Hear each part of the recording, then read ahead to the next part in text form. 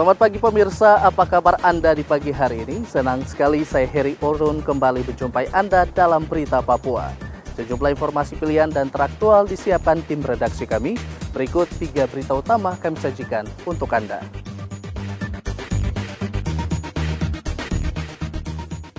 Puluh adegan diperagakan 2 tersangka di 13 lokasi berbeda saat polisi menggelar rekonstruksi pembunuhan pengusaha emas di kota Jayapura. Panglima TNI bantu puluhan tabung oksigen dan masker untuk Satgas COVID-19 Manokwari.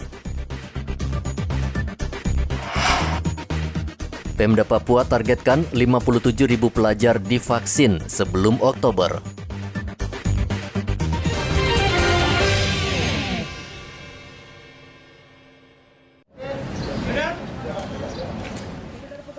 Polisi menggelar rekonstruksi pembunuhan pengusaha emas dengan menghadirkan 2 orang tersangka, yakni warga negara asal Afghanistan dan istri korban. Rekonstruksi digelar untuk melengkapi berkas perkara sebelum kasus ini dilimpahkan ke kejaksaan. 60 adegan diperagakan kedua tersangka di 13 lokasi yang berbeda, mulai dari Mall Jayapura hingga ke lokasi pembunuhan di Hamadi. Dan hari ini kegiatannya ada 13 lokasi. Kemudian ada 60 adegan.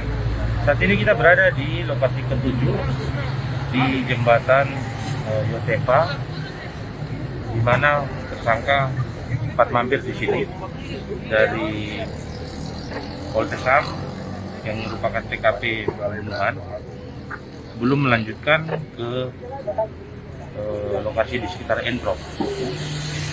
Jadi setelah dari sini nanti kita akan ke Entrop untuk melanjutkan rekonstruksi ini menjadi lengkap dari semua adegan yang sebanyak 60. Demikian rekan-rekan.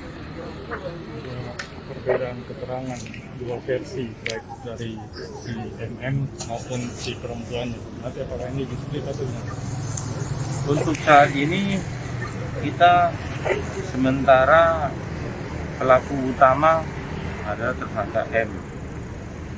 Jadi kesaksian daripada wanita yang turut serta itu menguatkan untuk perbuatan daripada tersangka utama M.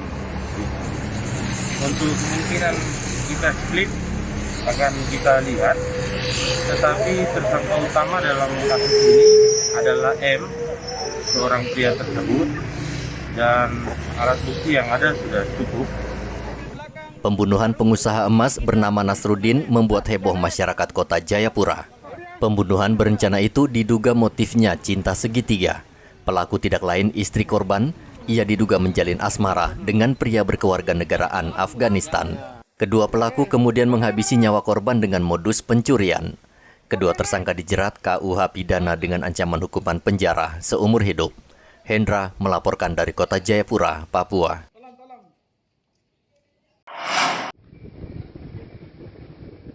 Polres Mimika menggelar sidang terhadap 5 polisi yang melanggar kode etik dan disiplin Polri.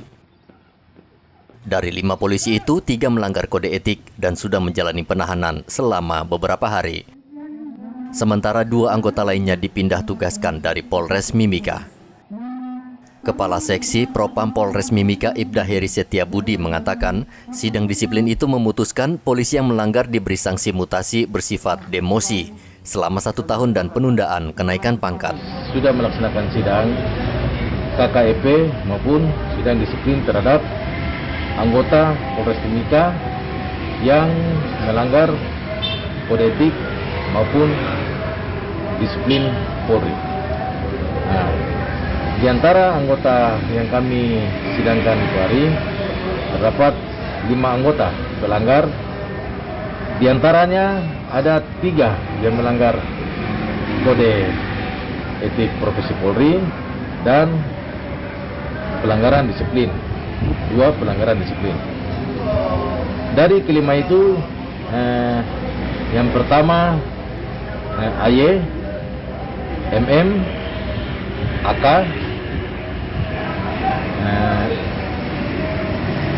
IF, dan RS. Semua yang kami sidangkan pada hari itu sudah diberikan putusan lewat sidang kode etik maupun sidang disiplin yang sudah kami laksanakan, dan kelima anggota tersebut sudah menerima sanksi yang diberikan. Di antara sanksi yang diberikan diantaranya kepada kelima pelanggar kode etik maupun disiplin Polri yang ada, diantaranya mutasi yang bersifat demosi selama 1 tahun, penundaan pangkat selama 1 tahun, dan ditempatkan di tempat khusus selama 21 hari. Juga ditundanya kenaikan gaji berkala selama 3 bulan. Kasipropam Polres Mimika juga meminta kepada seluruh anggota Polres Mimika agar patuh dan memegang kode etik dan disiplin Polri. Pihaknya akan bertindak tegas bila ada anggota yang melanggar. Dari Mimika, Papua, Igobat Momolin melaporkan. Penyebaran COVID-19 di Merauke semakin meluas dan mengkhawatirkan. Jumlah orang yang terpapar melonjak tajam, termasuk aparat keamanan. Dalam sepekan terakhir, 4 Brimob Batalion Merauke terpapar COVID-19. Kini keempat anggota Brimob tersebut menjalani isolasi mandiri. Papar sejauh ini masih dalam, memang ada tapi masih dalam isolasi. Kemudian sudah kami laporkan kepada kesatuan kami, dalam hal ini pimpinan dan juga yang terkait untuk penanganan daripada anggota kami yang terpapar. Sementara mereka melaksanakan isolasi mandiri, dan kami juga tetap mengikuti protokol kesehatan dan juga tetap melakukan pemutusan mata rantai dengan melakukan tindakan-tindakan yang diperlukan. Berapa orang, Pak? Untuk sementara yang isolasi mandiri bersekitar 3 sampai 4 orang. Pak, dengan adanya Anggota-anggota kami yang terpapar, tentunya kami tidak memungkiri bahwa selaku aparat kepolisian tentunya tugas kami berada dekat kepada masyarakat, dan yang paling penting kepada anggota-anggota yang terpapar, yang pertama adalah tetap isolasi mandiri, kemudian penekanan terhadap anggota-anggota lainnya. Yang pertama bahwa tetap menjaga protokol kesehatan itu pasti. Yang kedua, kami melaksanakan kegiatan-kegiatan yang bersifat penguatan imun. Umpamanya berjemur di pagi hari, kemudian olahraga-olahraga yang tidak terlalu berat walaupun di dalam lingkungan asrama. Kemudian kami menganjurkan kepada anggota untuk tetap melakukan kegiatan-kegiatan positif baik di dalam asrama maupun di luar. Salah satunya dengan melaksanakan kegiatan kebersihan. Dengan terpaparnya Brimob tersebut, menambah panjang deretan petugas keamanan di Merauke yang terpapar. Sebelumnya, 80 polisi di Polres Merauke juga terpapar COVID-19 dalam 2 pekan terakhir. Muhammad Ridwan melaporkan dari Merauke, Papua.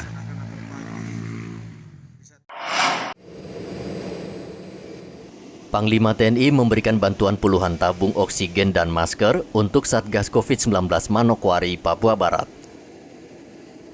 Bantuan yang diangkut menggunakan pesawat TNI Angkatan Udara itu langsung diserahkan Pangdam 18 Kasuari kepada Wakil Gubernur Papua Barat Muhammad Lakotani di Bandara Udara Rendani, Manokwari, Senin kemarin. Alat kesehatan berupa 50 tabung oksigen, 50 mesin konsentrator oksigen, ratusan masker, dan alat pelindung diri. Mudah-mudahan ini bermanfaat, dan kita jujur terima kasih atas bantuan Pak Panglima TNI sehingga bisa menekan penyebaran COVID-19 ini, dan kita bisa menekan kematian-kematian yang ada di masyarakat kita di Papua Barat. Gitu mungkin. Ya. Berapa jumlah? Untuk tabung itu ada 50 tabung, kemudian APD itu ada 20.000, kemudian masker itu ada 150.000. Salah satu penyebab kematian tinggi akibat COVID-19 di Papua Barat dikarenakan ketersediaan tabung oksigen yang minim. Bantuan ini diharapkan bisa menekan angka kematian COVID-19 di Papua Barat. Kita tahu bahwa salah satu penyebab angka kematian yang juga tinggi oleh karena kita kekurangan bantuan di oksigen di beberapa tempat. Beberapa saat yang lalu kita mengalami kekurangan tabung oksigen dan juga oksigen. Nah, barangkali oleh karena itu lalu kemudian Bapak Panglima memberikan bantuan oksigen, tetapi juga dengan sejumlah APD yang menjadi kebutuhan dalam rangka penanganan pandemi ini. Dengan begini tentu kita harapkan, tadi sudah disampaikan oleh Bapak Panglima bahwa Pangdam, bahwa dengan begitu kita harapkan angka kematian bisa kita tekan, tetapi juga aktivitas daripada para medis untuk menangani baik di hilir di rumah sakit, menangani pasien, tetapi juga upaya-upaya kita untuk di hulu bagaimana upaya-upaya pencegahan itu bisa juga secara lebih optimal dapat kita lakukan. Saat ini, jumlah rumah sakit di Papua Barat kekurangan tabung oksigen karena jumlah pasien yang terpapar meningkat tajam. James Aisoki melaporkan dari Manokwari, Papua Barat. Tingginya minat warga untuk divaksin tidak selamanya didukung ketersediaan vaksin yang cukup. Ini dialami sejumlah warga di Merauke. Mereka pulang dengan kecewa karena vaksin tidak mencukupi, padahal mereka sudah antri lebih dari 1 jam di halaman asrama Brimob. Ini seringkali terjadi karena membeludaknya warga tidak diantisipasi dengan jumlah vaksin yang tersedia. Membeludaknya warga juga tidak diimbangi dengan jumlah petugas, sehingga mereka kewalahan melayani masyarakat. Jam 8. Jam 8. Nah, rencananya mau vaksin di sini ya? Iya. Terus sudah dapat nomor belum? Belum. Terus petugasnya katanya apa, Bu? Hah? Petugasnya ngomong apa katanya? Kehabisan? Katanya sudah penghabisan ngambil nomor, mau ngambil formulir aja. Formulir. Itu untuk kapan vaksinnya, Ibu? Besok rencana. Besok ya? Di tempat ini juga? Iya. Pak, rencana mau vaksin hari ini di sini juga? Iya. Nah, terus gimana? Udah dapat giliran hari ini? Belum dapat. Belum dapat. Tadi udah dari jam berapa ke sini tadi nunggu, Pak? Jam 8. Jam 8 ya? Iya. Terus kata petugasnya gimana? Cuma ambil formulir aja, katanya kuota hari ini habis. Oh gitu. Iya. Katanya hari ini berapa kuotanya? Hari ini katanya 150. 150 aja ya? Rencana besok ke sini lagi ya? Iya. Paur Dokes Polres Merauke Dr. Rahmadani mengatakan pihaknya hanya menyediakan 150 dosis vaksin, namun warga yang datang mendaftar ternyata lebih dari 700 orang. 2,5. Tapi ini yang datang kan mencapai hampir ini. Dok, itu antisipasi seperti apa, Dok? Yang belum dapat giliran hari ini? Bisa dialihkan ke besok, Pak, karena pelaksanaannya 4 hari. 4 hari ya. Ini jenis apa, Dok, untuk vaksinnya ini? Vaksin Sinovac. Sinovac untuk semua umur ya, Dok? Iya, 12 ke atas. 12 ke atas ya. Ibu hamil pun bisa kita vaksin. Menyusui juga bisa. Menyusui juga bisa. Semua. Polres Merauke menggelar 4 kali vaksinasi dalam sepekan, sehingga warga yang belum divaksin bisa kembali datang lagi di hari selanjutnya. Muhammad Ridwan melaporkan dari Merauke, Papua. Pemda Mimika kembali membuka gerai vaksinasi di 8 lokasi, setelah sempat tertunda karena kehabisan stok. 8 gerai vaksin diharapkan bisa menampung membeludaknya warga yang ingin divaksin tahap kedua. Seperti yang terlihat di halaman kantor Polres Mimika, Senin kemarin. Warga terus berdatangan saat gerai dibuka. Enggak ada, cuma suntikannya saja yang agak sakit, tapi karena baru sekitar 5 menit jadi belum terasa, belum terasa kalau misalnya ada efeknya nanti. Ya, karena mengikuti anjuran pemerintah untuk pencegahan COVID-19. Kemudian saya juga kan karyawan ya, untuk menjaga teman-teman di tempat kerja, untuk saya dan teman-teman kami keluarga. Biasa saja, kadang ada keluhan macam kurang tenaga begitu. Ya, cepat aja, capek. Oh gitu. Ya, itu aja. Nah, untuk mencegah penyebaran ini. Ya, artinya ada kebersamaan lah untuk menyerangi virus ini. Kita kembali membuka gerai vaksin Merdeka yang semula 7 titik, ya kita ada tambah 1 titik, di mana kita lihat bersama bahwa dengan adanya keterlambatan vaksin yang sekitar 1 minggu setelah kita dapat pasokan vaksin. Setelah vaksin datang, hari Senin kita buka, jangan sampai terjadi kepadatan. Seperti hari ini contohnya, terjadi kepadatan hampir di seluruh gerai vaksin. Antusias masyarakat Mimika sangat luar biasa, dan perlu saya sampaikan juga kepada pihak media sampai saat ini, pemerintah daerah, kepolisian, TNI Polri, tidak pernah ada memaksakan masyarakat untuk vaksin, tapi meminta, memohon pada masyarakat untuk bisa vaksin. kita untuk mengatasi masyarakat aja yang antusiasnya sangat besar ini, kita masih kewalahan untuk memberikan vaksin secara cepat. Di Polres sendiri ada 1.000 vaksin, tapi 14.000 vaksin siap. Tinggal nanti limit waktu jam 3, kita juga melihat kondisi tenaga kesehatan semampunya berapa, nanti sisanya akan dilanjutkan hari-hari berikutnya. Vaksinasi massal bersifat sukarela. Pemda Mimika dengan TNI Polri tidak akan memaksa warga, namun warga terus dihimbau agar bersedia divaksin demi keselamatan diri dan keluarga. Dari Mimika, Papua, Igobat Momolin melaporkan. Ratusan polisi saat ini wajib mengikuti pemeriksaan kesehatan menyusul banyaknya anggota Polres Merauke yang terpapar COVID-19. Selain rutin tes antigen, kesehatan polisi terus dipantau melalui sejumlah pemeriksaan seperti pemeriksaan diabetes, tekanan darah, jantung, dan asam urat. Pemeriksaan secara berkala ini untuk mengetahui apakah mereka memiliki komorbid atau penyakit penyerta yang bisa merenggut nyawa pasien ketika terpapar COVID-19. Kegiatan pagi ini adalah rikes berkala untuk anggota Polres Merauke yang bertujuan untuk memonitoring keadaan kesehatan setiap anggota. Jadi kegiatan ini rutin diadakan setiap tahun. Setiap tahun ya. Nah, apa saja yang diperiksa nih, Dok? Yang diperiksa pertama itu ada pemeriksaan fisik ya, tekanan darah, terus telinga, mata visus, buta warna, kemudian tinggi badan berat badan, kemudian laboratorium, ada EKG dan foto ronsen. Nah, biasanya dalam pemeriksaan ini apa saja yang dilihat oleh anggota ini, Dok? Dari hasil pemeriksaan ini seperti ini. Dari hasil pemeriksaan ini ya dicari misalnya ada faktor komorbid. Gitu. Misalnya dari hasil pemeriksaan darah didapatkan gulanya tinggi gitu, atau kolesterol, asam urat kayak gitu.